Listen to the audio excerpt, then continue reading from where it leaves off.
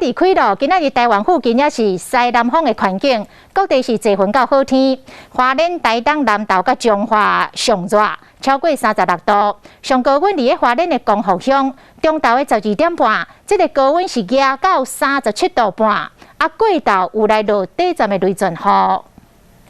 目前气象局发布大雨特报，提醒大家，现在预估在宜兰、台中、南投、屏东地区和高雄山区会出现局部性的大雨。周三、周四天气形态如同今天，而周五到中秋连假受到太平洋高压增强的关系，各地会属于午后有雷阵雨，而且像周日到下周二这段时间，午后有雷阵雨的情况还会缩小到山区的范围，而且天气炎热。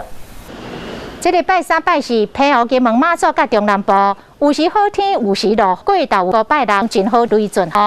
提醒大家，未来这几天天气真热，都要做好着防日头晒，补充地水，唔通去热着。